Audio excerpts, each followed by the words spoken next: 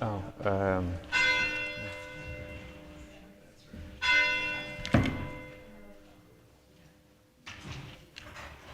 Good morning. good morning. Welcome to the worship service of the First Unitarian Church of Hobart. We are a religious community of people with diverse beliefs and shared values. Our diverse beliefs are expressed in our 6 sources, and our shared values are expressed in our 7 principles. Both can be found online at uua.org. Together, we strive to grow spiritually, build community, and live our values in the world. I have a couple announcements to make. First of all, next week after our service is it's Super Bowl Sunday. You all know that, right? So we will have a Super Bowl Sunday Super Bowl cook-off.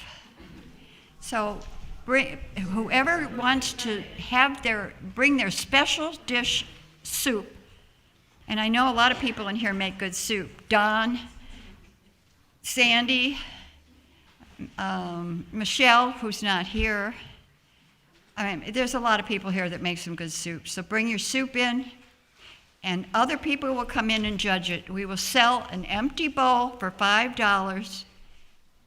You will sample and eat as much soup as you want, and sample everybody's soup. And then everybody who has a soup that's being judged will have a cup in front of their soup, and you vote by putting cash in their cup, and then all this money at the end is added up together, and it goes to the operation of the church. Okay? So hopefully, come on, guys.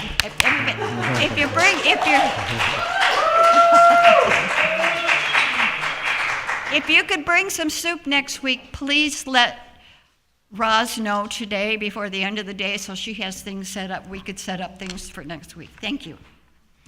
Another announcement I have is this month we are collecting blankets, towels, and a lot of other things for the Hobart Humane Society, who is really having a really hard time.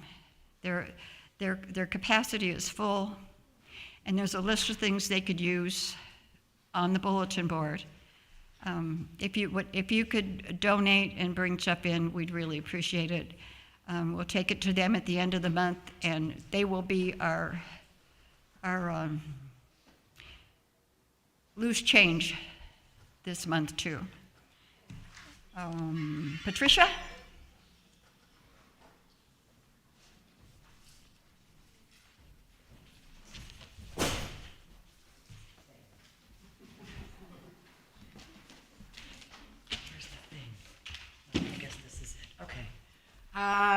Toilet paper is provided free in restrooms, so why aren't period products?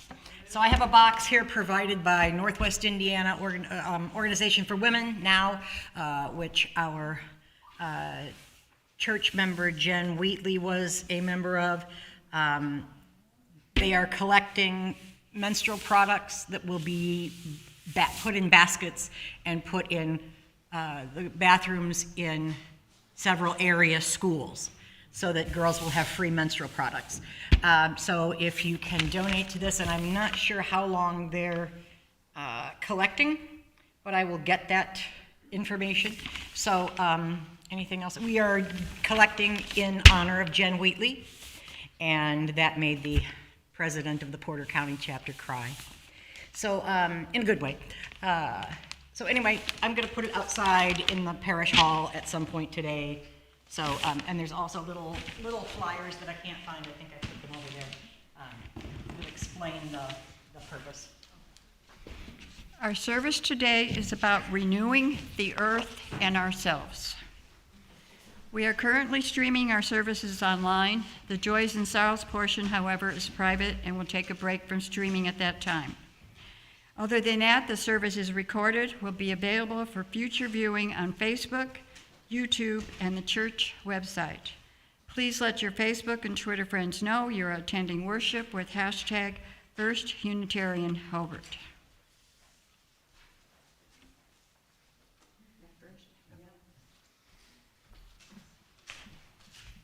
Please join me in lighting the chalice. We gather this hour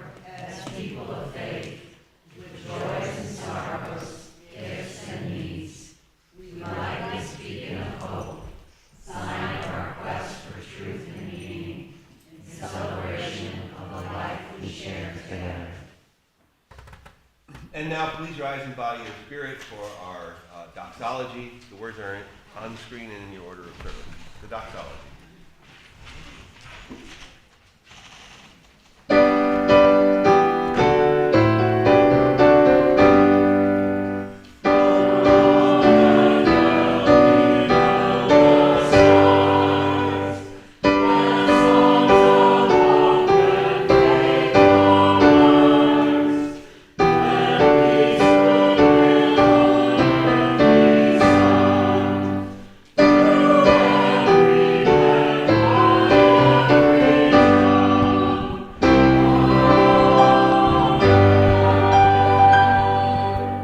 Please be seated.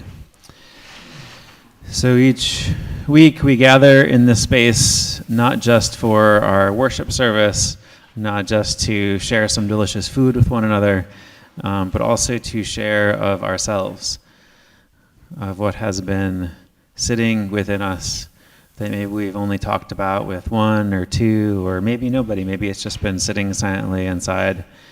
And so during our worship service, we have this time for joys and sorrows, for folks to bring those things to voice, to speak them into the space so that we can all hold them together. And so I'm going to come around with the microphone, and I would invite you, if you have a joy or a sorrow to share, to just let us know your name so that we know who you are. Does anybody have a joy or a sorrow to share this morning? Yes.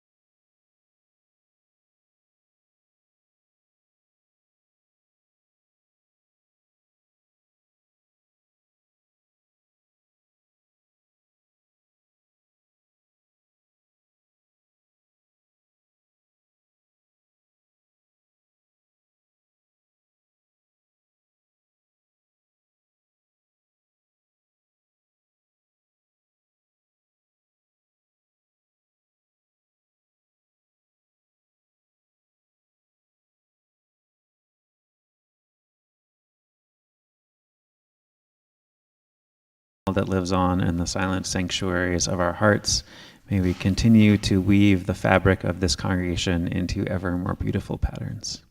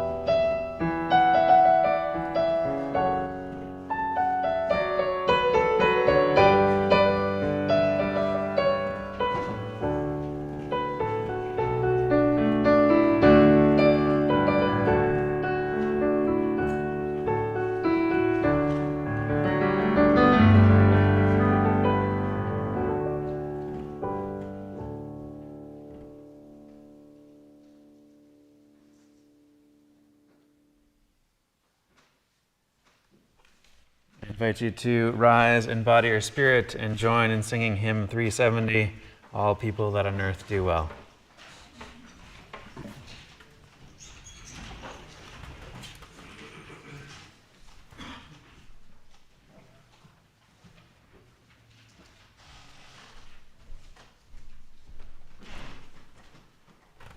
There'll be different words. The words will be on your screen and in your order of service. It's the tune of the doxology, incidentally.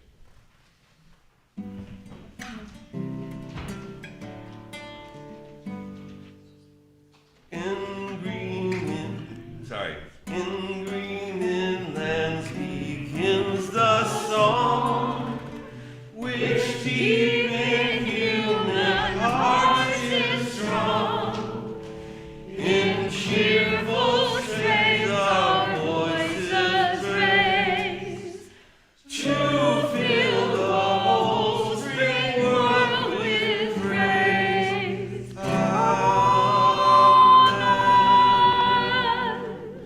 Please be seated. So for those of us who live in cold or even temperate climates, February is a time of faith. Faith in the power of life and the cycles of nature. Although the days slowly started getting longer at the winter solstice, there are still more hours of darkness than light every day. But we have faith that the light will get stronger, because after all, it always has. The deciduous trees are a dreary expanse of brown against the gray sky, their sap asleep in frozen roots. Yet we have faith in the greening to come. The ground is cold, in some places still patched with snow. Yet beneath it, silent seeds are germinating, poised for awakening. We have faith that spring will come, because, after all, it always has. And sometimes it is February in our hearts. Times of dreary, colorless sameness when we are bored with our lives, or times when the darkness and cold of loneliness or stress or failure seem unending, and we doubt that we can endure it much longer. Or times when we are frozen in our losses, when we despair of ever loving again, of ever being truly joyful, or of finding meaning in our lives. Yet we must have faith that spring will come, because after all, it always has. The wheel of the year turns. Seasons change. Darkness gives way to light, which wanes into darkness. Birth and death, and birth and death, and birth. Each has its season, and each season is a necessary part of the whole. It is the way of all nature. Let us embrace it with faith. A light exists in spring, not present on the year at any other period, when March is scarcely here. A color stands abroad on solitary fields that science cannot overtake, but human nature feels.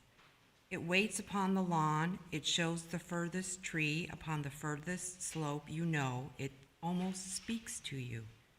Then, as horizons step or noon report away without the formula of sound, it passes, and we stay. A quality of loss affecting our content as trade had suddenly encroached upon a sacrament.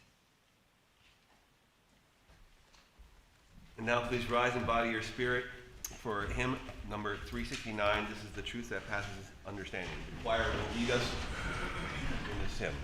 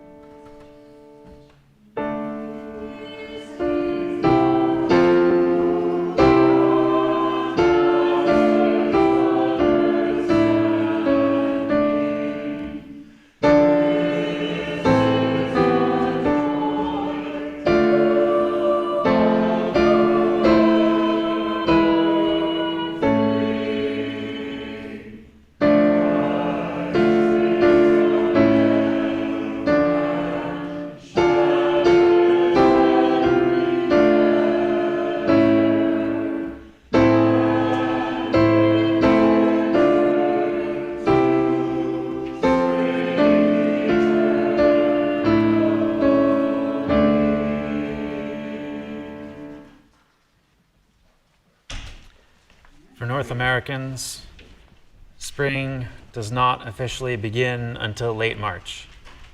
But in the many of the northern European countries, people are already enjoying the first signs of spring. Flowers in the blackthorn and aspen, crocuses and daffodils in the fields, and new lambs in the pens. For them, it is time to plow and sow. The ancient Celts thought of the approximate midpoint between winter solstice and spring equinox as the beginning of spring. They told a story of the old hag of winter who gives way to the young maiden of spring. The maiden is their mother goddess, brigid or bride, who breathes life into the mouth of dead winter.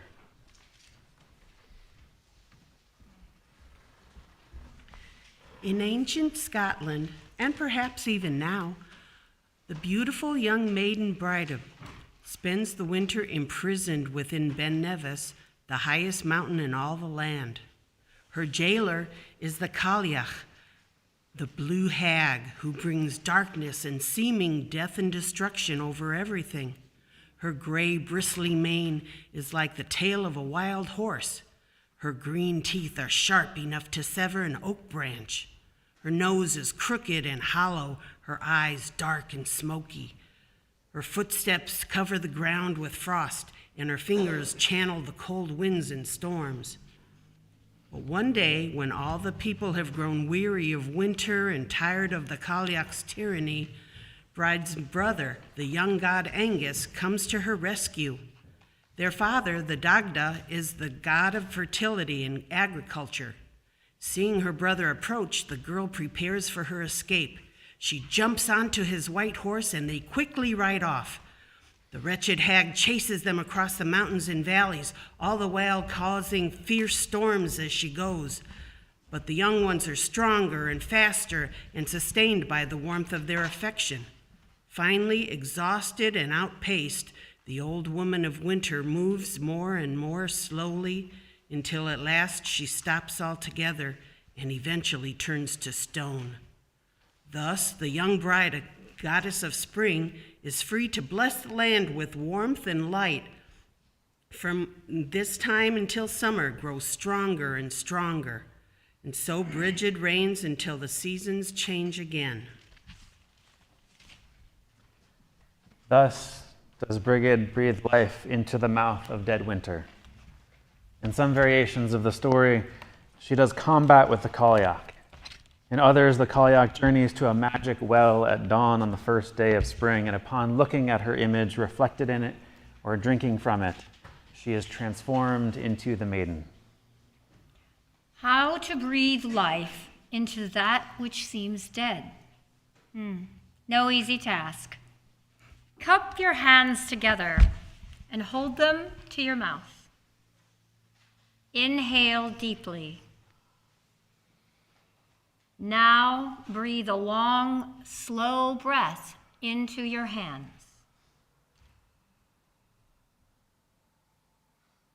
Then close your hands together, holding the breath inside. How warm and alive it feels.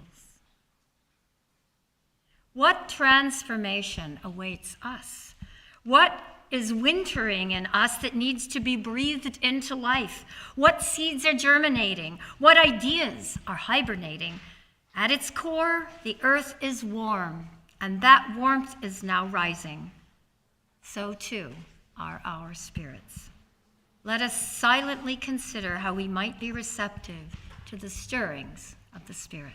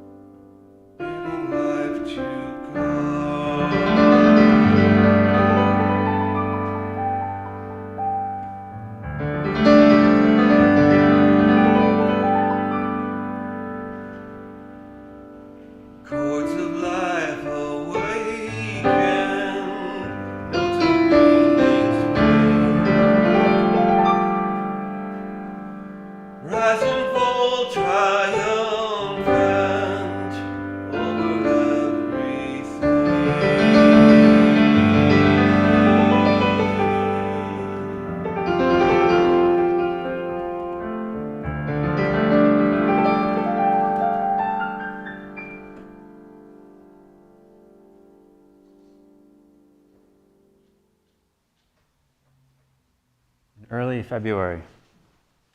The daylight lasts noticeably longer than at the winter solstice. The fiery sun indeed has begun its return journey. Not surprisingly, Bridget is associated with fire. One of the meanings of her name is firebrand or fiery arrow. Some scholars believe that Druid priestesses of the goddess's sanctuary in Kildare, Ireland, kept a perpetual fire burning in her honor. Fire that Catholic nuns continued to keep when the goddess was converted to saint and her sanctuary to a monastery. Stories of the saint's life also retained the fire imagery. A pillar of flame hovered above the place where she was born, and she was believed to hang her cloak on a sunbeam. Like her divine counterpart, the saint was the patron of metalworkers, at home near the blacksmith's furnace. And on the eve of her feast, the faithful ritually invited her into their homes and considered themselves blessed if the next morning they found the mark of her footprint in the ashes of their hearth.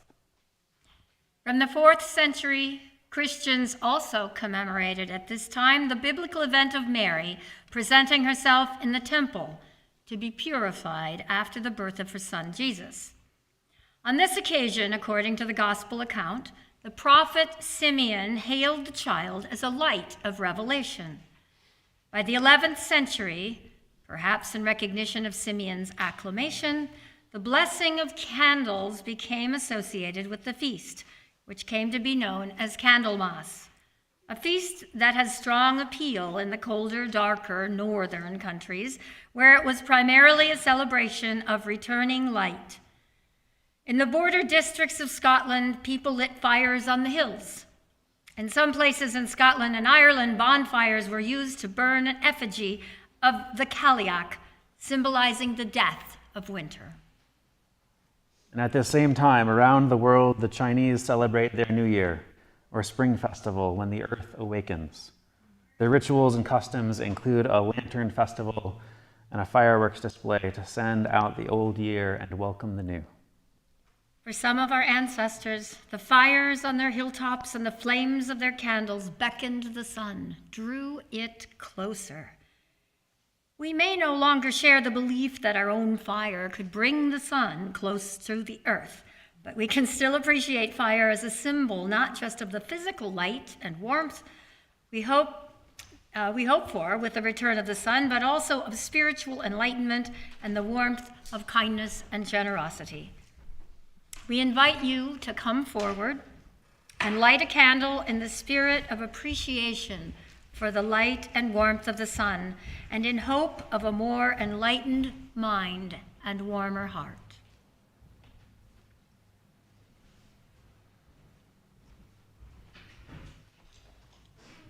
You may all come forward.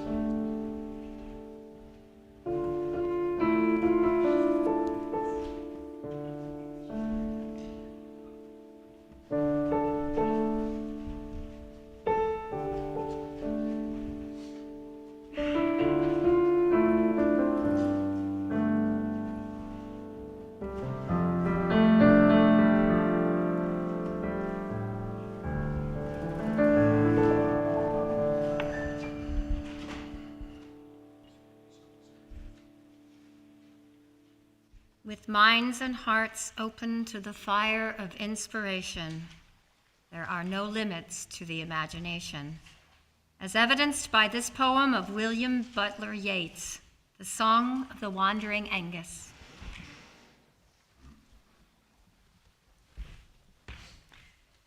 I went out to the hazel wood because a fire was in my head, and cut and peeled a hazel wand, and hooked a berry to a thread.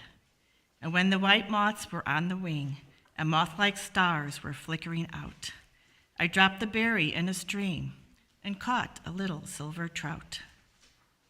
When I had laid it on the floor, I went to blow a fire aflame, but something rustled on the floor, and someone called me by my name.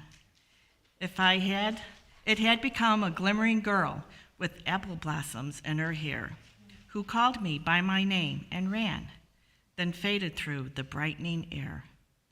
Though I am old with wandering through hollow and hilly lands, I will find out where she has gone and kiss her lips and take her hands, and walk among long dappled grass and pluck till time and times are done. The silver apples of the moon, the golden apples of the sun.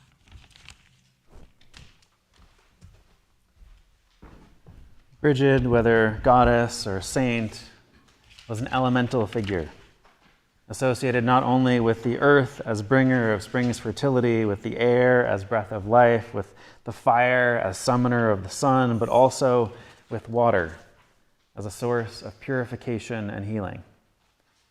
In Roman times, Brigid was invoked as the nymph goddess, and there are rivers in all the British Isles named for her. Further, the water from her sacred wells was thought to have healing powers. Some of the saint's legendary miracles were related to water, including her famed ability to change it into beer. Even today, the faithful make pilgrimages to her sacred wells and streams, where they ritually cleanse their hands and hearts. In many cultures, ritual cleansing often precedes significant cultural and religious events, especially those that mark seasonal changes.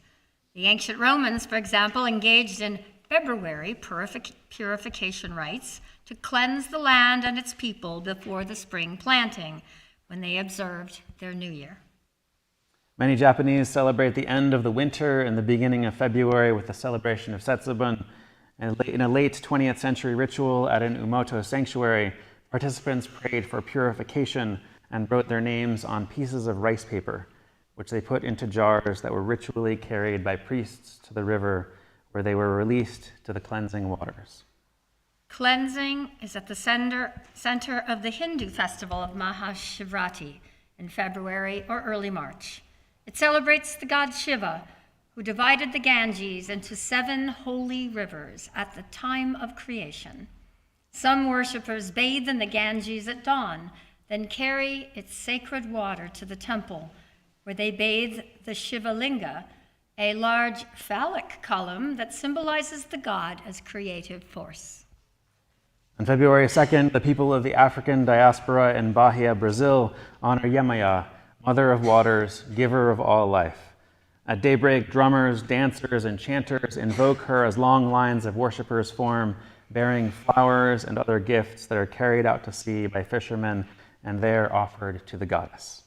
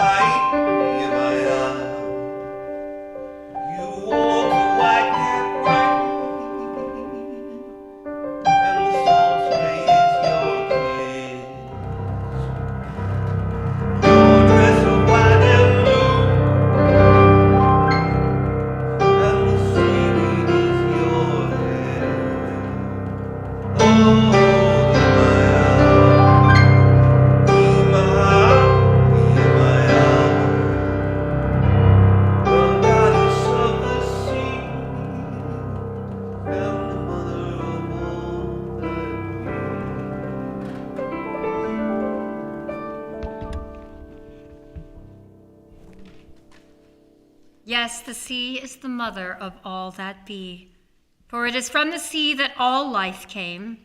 Let us give thanks and praise for all the earth's waters, waters that nourish and cleanse and heal. The following words will be responsive. The words are in your order of service. Please join me. Give thanks for all the waters that be, for bays and gulfs, for rivers that flow like meandering snakes, for vastness of oceans unparagoned, for Atlantic, Pacific, and the blue Aegean, for the Nile and the Niger and Amazon, for the Rhine and the Rhone and the Rio Grande, for the Thames, the Seine, the Shannon, the Po,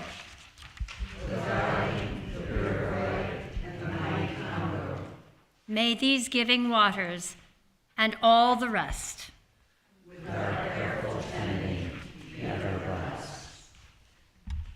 The best way to prepare for the coming of spring is to commit ourselves to the care of the earth's waters, without which there could be no spring, no life, no world as we know it. For as the poet Gerard Manley Hopkins exclaims, what would the world be once bereft of wet and of wildness?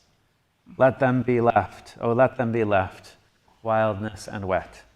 Long live the weeds and the wilderness yet. But the rites of purification do more than prepare for the earth for unseasonal transitions. They also prepare our human hearts for the many changes they undergo. The Hebrew psalmist prays, a clean heart, create for me, O God, and a steadfast spirit renew within me. And the Christian Jesus promises, blessed are the clean of heart, for they shall see God. How shall we clean our hearts to prepare for the experience of the transcendent? How shall we purify our spirits that we might discern the direction of our growth? The cleansing of the earth and the cleansing of our hearts are connected. It is in attempting the one that we accomplish the other. With faith in this possibility, we invite you to join us in a purification ritual. Servers stand ready with pitchers and basins at their stations. When you come forward, place your hands, palms up, over the basin. The server will pour a few drops of water on your fingertips and speak the first line of the invocation by Buddhist monk and peace activist Thich Nhat Hanh. Water flows over these hands. You respond with, may I use them skillfully to preserve our precious planet. And they will be on the screen, so you don't have to fumble or memorize them. You may start to come forward for the purification ritual. Please join us.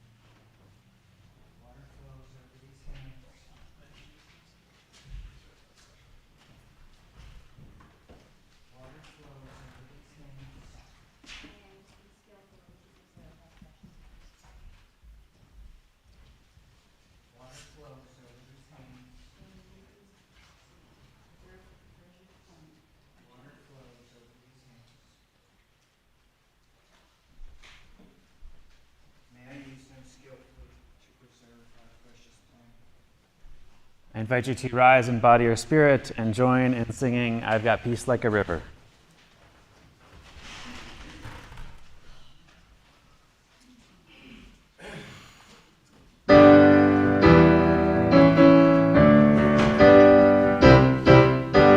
I've got peace like a river. I've got peace like a river. I've got peace like a river in my soul. I've got peace like a river. I've got peace like a river. I've got peace like a river in my soul. I've got joy like a fountain. I've got joy like a fountain. I've got joy like a fountain in my soul. I've got joy like a fountain. I've got joy like a fountain. I've got joy like a fountain in my soul. I've got tears like raindrops. I've got tears like raindrops. I've got tears like raindrops in my soul. I've got tears like raindrops. I've got tears like raindrops. I've got tears like raindrops in my soul. I've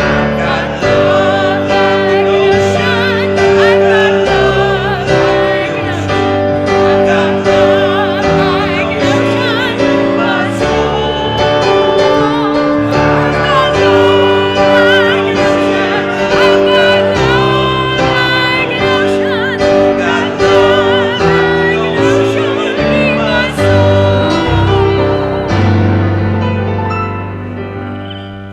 Please be seated. So the Celts divided their year into 4 seasons and called the first day of each a quarter day. And the name they gave to the February quarter day was Imbolc.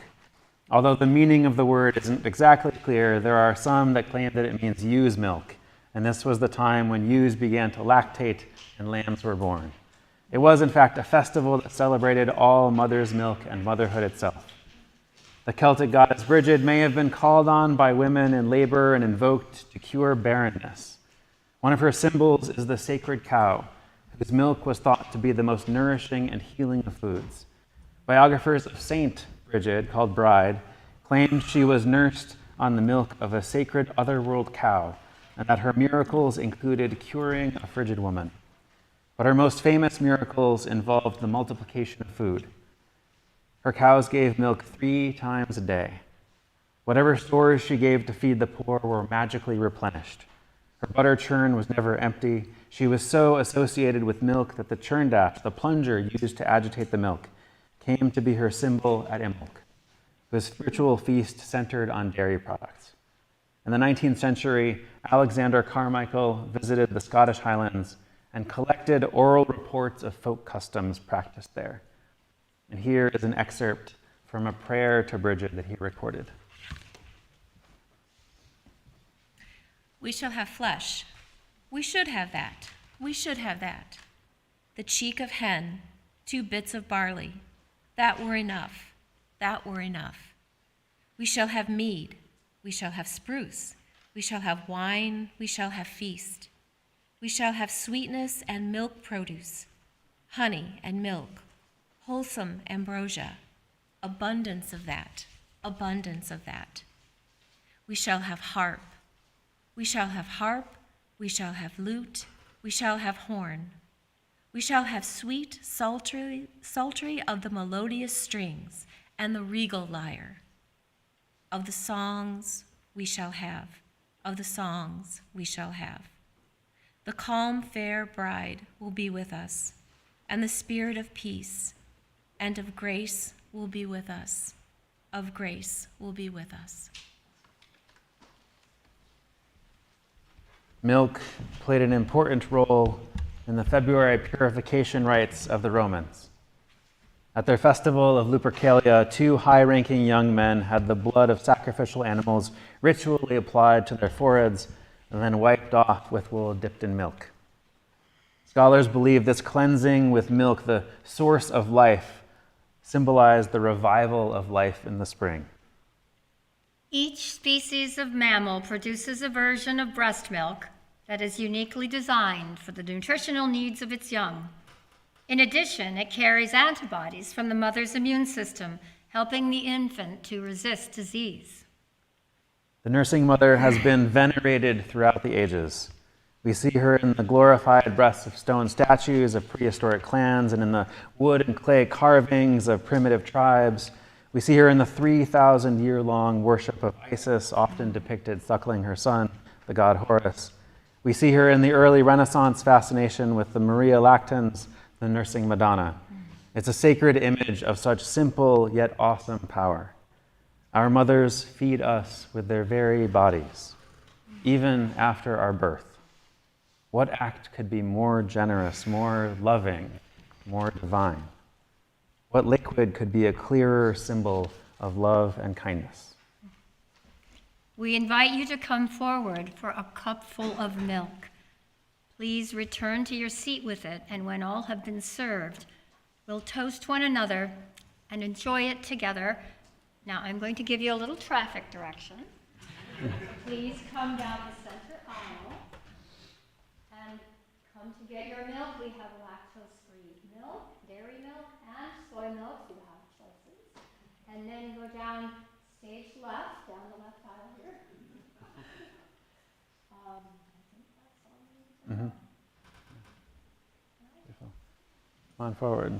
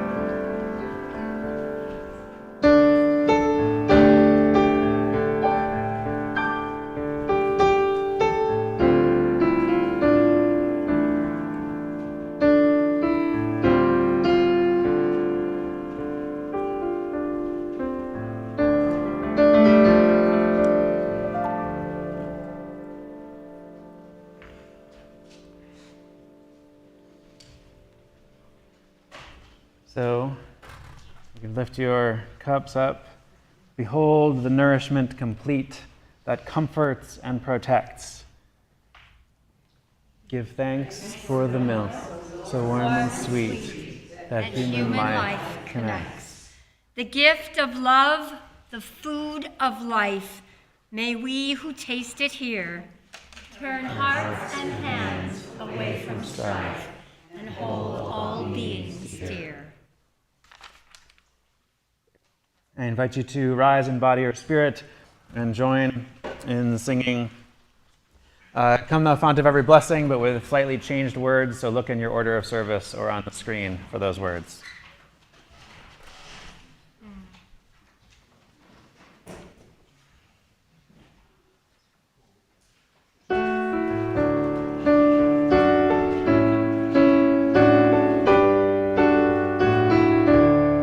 Source of life, this fruit of others, warm and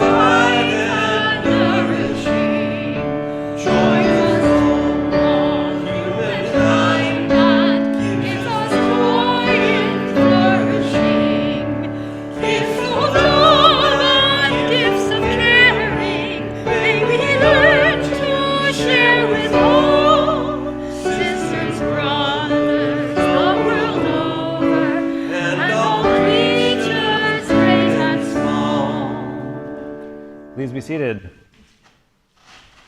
If indeed we hold all beings dear and are joined to all humankind, then surely we must share what we have with those who have less. If we do not, how can we call ourselves connected? How can we consider ourselves part of the great web of life? The legendary Saint Bridget was famous, indeed infamous, for her generosity to the poor, as we shall hear in our next reading.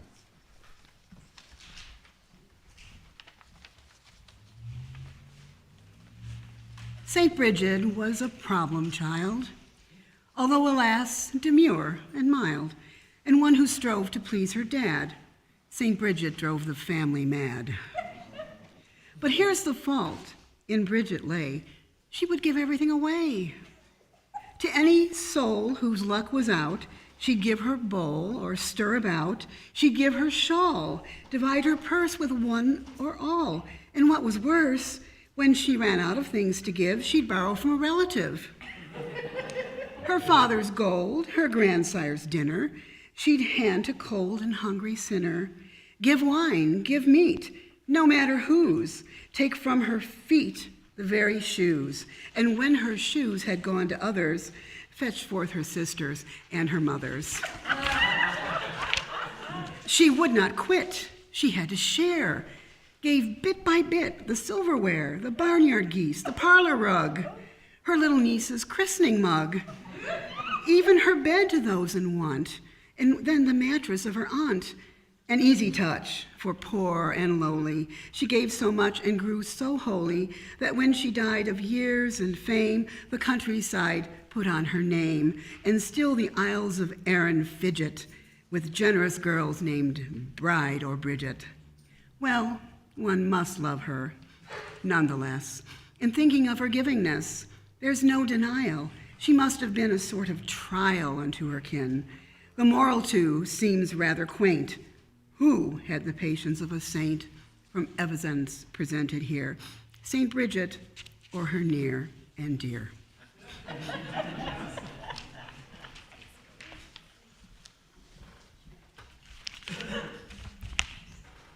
Perhaps we are no match for Bridget, and our generosity does not quite try the patience of our families and friends.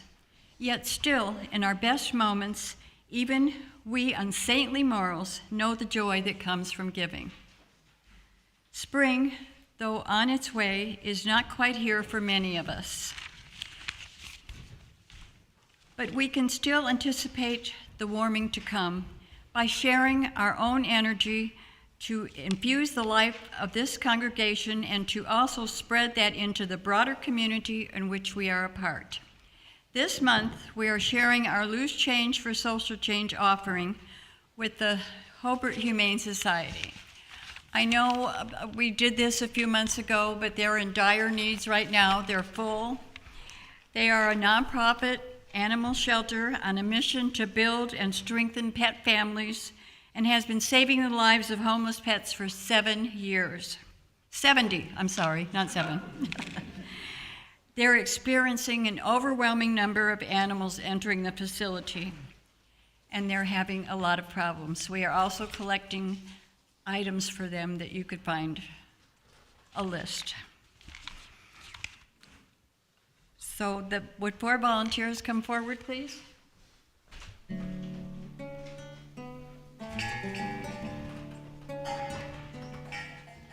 All that is our life, give our thanks and praise. Life is a gift, we are called to you. The money in the baskets goes to the church. The money in the cups goes to the Hobart Humane Society. Make our own days glad.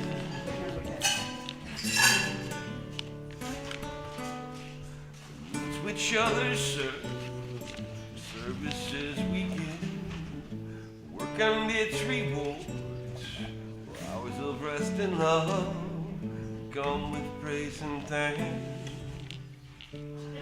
for all that is our life.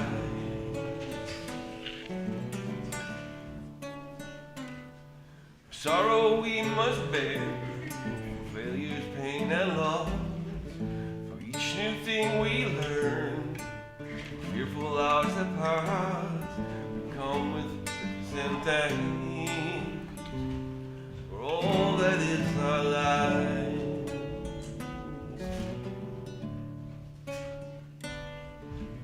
For all that is our life, we sing our thanks and praise.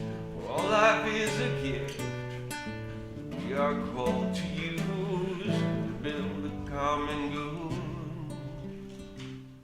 Make our own days glad.